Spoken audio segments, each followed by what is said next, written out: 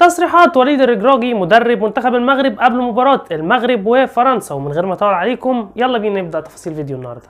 صرح وليد الركراكي مدرب منتخب المغرب قبل مباراة منتخب المغرب وفرنسا اللي هتقام غدا ان شاء الله الساعة 9 مساء بتوقيت مصر، الساعة 10 مساء بتوقيت مكة المكرمة. صرح وقال ان احنا منتخبنا عنده طموح، كتبنا التاريخ وعندنا امل ان احنا نفوز على بطل العالم فرنسا. هتكون مباراة قوية جدا ومباراة صعبة، ولكن احنا عدينا بحاجات كتير. لعبنا منتخبات كبيرة زي اسبانيا وبلجيكا وقدرنا ان احنا نكسبهم، وكمان كسبنا منتخب البرتغال. فمباراة فرنسا نعتبرها زيها زي المباريات اللي فاتت وهنقدم مباراة قوية جدا.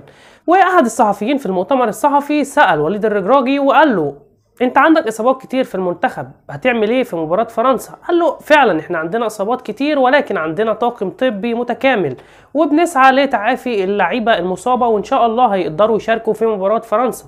ومن ضمن تصريحات وليد الركراكي في صحفي سأل وليد الركراكي عن خطورة امبابي وجاهز للخطورة بتاعت امبابي ديت ازاي. اتكلم وليد الركراكي وقال ان اشرف حكيمي من اكتر اللاعبين اللي فاهم امبابي وطريقة لعبه، هو معاه في باريس سان جيرمان وبيتدرب معاه كل يوم، فاكيد فاهم طريقة لعب كيليان امبابي وهيقدر ان هو يوقفه ومش هيقدر يقدم له هدايا في المباراة ديت. كمان اتكلم وليد الركراكي وقال ان منتخب فرنسا هو مش كيليان امبابي بس، منتخب فرنسا عندهم جريزمان، عندهم عثمان ديمبلي، اوليفيه جيرو، عندهم لعيبه كتير قويه جدا، والمباراه هتكون صعبه والخطوره من جميع الجوانب، الخطوره مش من امبابي بس يا جماعه. وبكده يكون خلص فيديو النهارده. لو انت لسه جديد في القناه ما تنساش تدعمنا باللايك، اشترك في القناه وفعل زر الجرس عشان يوصلك كل جديد، وشير الفيديو في كل مكان عشان يوصل لاكبر عدد من الناس. ومن غير ما اطول عليكم، سلام.